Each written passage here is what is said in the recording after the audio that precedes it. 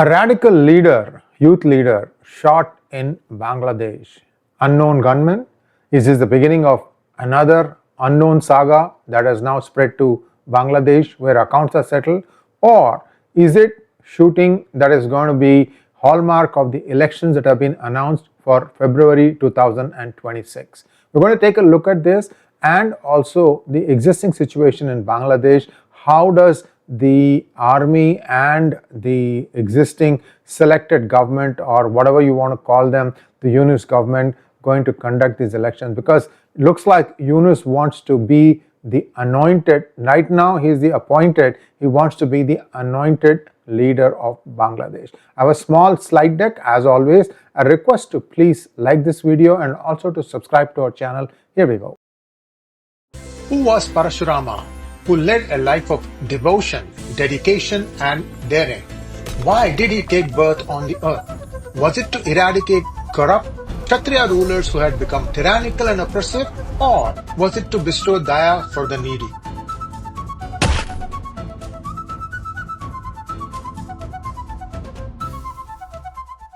Radical leader shot in Bangladesh. Who is this person? On December 12th, 2025, Inqilab Munch youth leader Sharif Osman Hadi was shot at in Bijoynagar, central Dhaka. At 2:25 p.m. near DR Tower, three unknown gunmen on a motorbike opened fire, critically injuring Hadi with a bullet in his head, and he was taken to the Dhaka Medical Hospital and placed on life support. The attackers have fled the scene immediately. The attack occurred a day after the Election Commission announced February 12, 2026 as the election date. At this point of time, we still don't have any information whether the Awami League is going to be allowed to contest this. Also, we know that Khaleda Zia of the BNP is also very unwell, which means she might not be able to canvass for the elections. Then that leaves the question, both their sons, Sheikh Hasina's and Khaleda Zia, they are abroad. One is in United States, the other is in United Kingdom. So what's going to happen to these two parties? Are they going to fall by the wayside and leave the space open for somebody else much more radical to occupy that space? That's the question. The whole thing seems to be going towards that. Whether that happens or not, only the Bangladeshi people can decide. Now let's take a quick look back at who is Sharif Osman Hadi.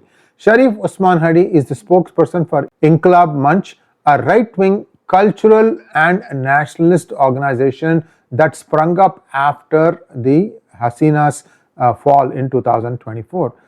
Hadi promoted a greater Bangladesh ideology, recently posting a distorted map. I'm going to show you that map, claiming parts of Assam, Tripura and Meghalaya as Bangladeshi territory.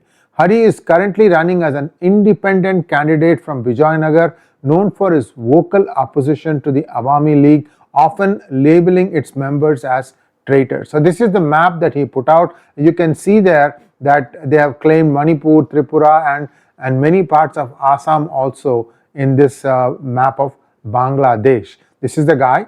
How did a cultural organization suddenly turn itself into a political front? And how many more such fronts are going to emerge from the woods in Bangladesh as elections near? Well, this is the big question, and this group, Inqilab Munch, advocates Islamic nationalist revivalism, seeks to disband the Awami League, and calls for a sovereign Bangladesh free from Indian influence. Look, you rascals owe 6 billion to China. You only owe 1 billion to Adani. That's only one part. There are also other things that you owe. But the money you owe to China is much more. Much more. How are you going to pay that? Where's the money for that? I mean, these people don't have any sense when they all talk about all these things like free from Indian influence. Who is giving you rice? Who is giving you beef? Even illegally. Who is giving you power? Who is giving you water?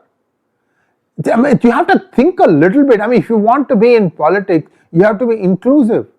You have to think for everybody, and you have to think through how you are going to govern. Today you might get elected. Tomorrow people will start asking you the questions. What have you done, right? This is a problem for all politicians. It's not something that you just get rich off of. It's very tricky. Initially tolerated by the interim government, Inqilab Munch later emerged as a destabilizing force due to its militant rhetoric and expansionist propaganda. All these people take some money from some organization or the other, and then they think that they can do whatever they want. They use that money, they spray it around, collect a small set of followers who probably are just as radical as they are, and then go about spewing violence across the country, hoping that people will start to fear them first, and then out of that fear respect will grow, and from that popularity, and from that seat at the power. This is the general trend that people follow, but there are some huge pitfalls in this. I'll come to that at the end of this video. Just take a look at what else is happening. So this whole thing about greater Bangladesh, it's all piss ass stuff. You guys, how are you going to occupy it? Let's just say that it is serious, you're going to occupy it. Did you not know what happened? Some rebels took down 15 Bangladeshi army soldiers right in front of the watching United States Army soldiers, 90 of them. They were supposed to conduct joint exercises. Rebels just took down 15. They just gunned them down. 15 Bangladeshi army personnel dead just in a matter of minutes. And you think you can go and conquer land? I mean, wipe such notions off of your mind. I'm saying this to those people in Bangladesh who are willing to listen to it with an open mind, to understand that some of this rhetoric is just completely out of place. Your economy is suffering. For what? Sheikh Hasina actually made your lives much better over the last 10, 11 years. Why did you do these things? Or at least, why don't you stand up for the parties? Political parties, let BNP contest, let Awami League contest, let it be a fair and free elections. Assuming that you want to do that. In fact, the way Hasina was forced to leave, she's still the prime minister. She is the one who should be calling the shots. She should be the one running the interim government until the elections take place. This is how the world democracy works. Recently, this guy has also been posting on social media many things about geopolitical propaganda. I mean, these are all BS. That's all I can say. So, as this election date has been announced, there has been rising violence because people are trying to take out the potential candidates and also to try and fear somebody into submission. Like, for example, on December 4th, unknown gunmen on motorcycles attacked a BNP rally in Chattogram, killing 1 and injuring 2, including candidate Ershad Ullah, sparking chaos among supporters. A pattern of coordinated attacks on opposition figures marks the resurgence of armed political factions since the fall of the Hasina regime. Police advised all candidates to notify local stations 24 hours before campaign events for security arrangement. They are trying to make sure that it can be held in a fair and free manner and in a secure manner.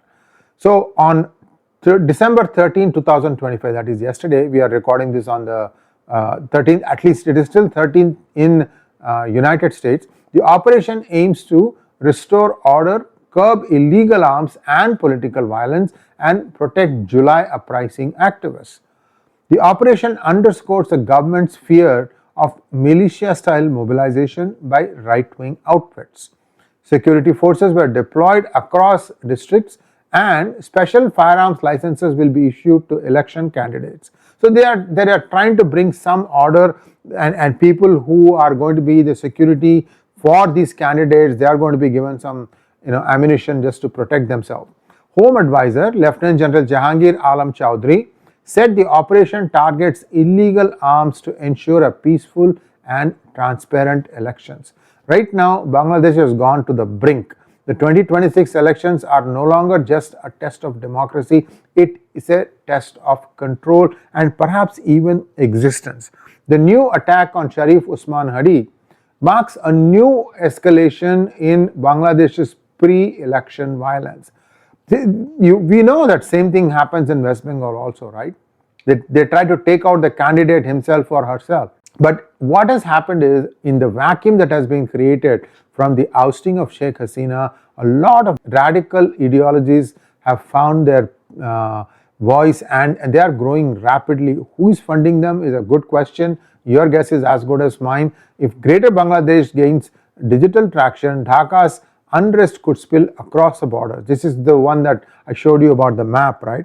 That could mean more problems for India, especially in the border states, especially Tripura and Manipur, both of whom have significant Hindu presence. Please remember that.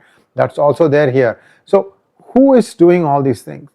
As far as I know, the United States is losing interest in Bangladesh, and they are trying to find a way to quietly get out of there.